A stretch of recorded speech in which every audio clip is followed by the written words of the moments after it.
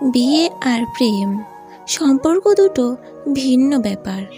প্রেমের ফ্যাসিনেশন নিয়ে বিয়ে করতে গেলে আপনি পস্তাবেন। নিশ্চিত থাকুন, আপনারা কিন্তু একই প্যারেন্টিংয়ের আন্ডারে, একই রেস্ট্রিকশানে, একই পরিবেশে বড় হওয়া ভাই বোন নন, বরং টোটালি ডিফারেন্ট জীবন দর্শনের দুজন মানুষ। আপনাদের পরিবেশ, মানসিকতা সব আলাদা। এটা মেনে নিয়েই বিয়ের পিঁড়িতে বসতে হবে। ভাবুন তো, একসাথে বড় হওয়া ভাই বোন কী পরিমাণে ঝগড়া করে। সেখানে আপনারা কতটুকু ঝামেলা করবেন, কতটুকু আন্ডারস্ট্যান্ডিং মেনটেন করবেন, ইটস টোটালি আপ টু। প্রেমের সময় দুজন সারা রাত ভেবে অপেক্ষা শেষে কবাট খুলে সব থেকে সুন্দর কাপড়টা পরে তৈরি হয়ে বেস্ট পারফিউমটা মেখে দেখা করেন, যাবতীয় সুন্দর কথা একজন আরেকজনকে বলেন। কিন্তু বিয়ে তো নয়। বিয়ে জগতের সবচেয়ে সুন্দরতম অসুন্দর জিনিস।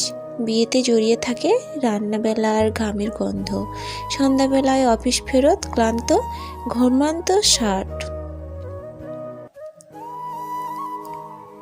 একটা উল্টো করে রাখা শু, তার পাশেই পড়ে থাকে সারাদিনের ব্যবহৃত মোজা, বিছানায় পড়ে থাকে ভেজা তোয়ালে, রাতে ভারী নিঃশ্বাসের শব্দ, কখনো কখনো কখনো নাক ডাকার আওয়াজ,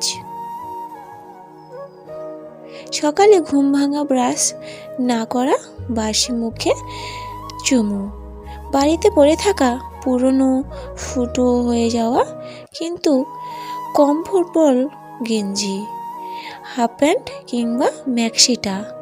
বিয়ে মানেই হাজার নোংরা জিনিস।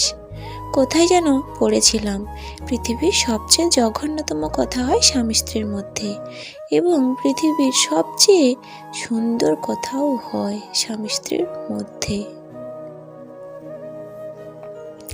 এরা রেগে গেলে একে অপরকে এমন নোংরা কথা বলে যা অন্য কেউ বললে হয়তো খুনসুটিটা হয়েই যায়, খুনোখুনিটাও হয়। আজীবনের জন্য মুখ দেখা দেখি হয়তো আর হতো না, কিন্তু সেই রাগে শান্ত হলেই এদের মতো মধুর সম্পর্ক আর নেই। তাই বিয়ে করার আগে 100 বার ভাবুন, কথা বলুন, সব বিষয়ে সময় নিন।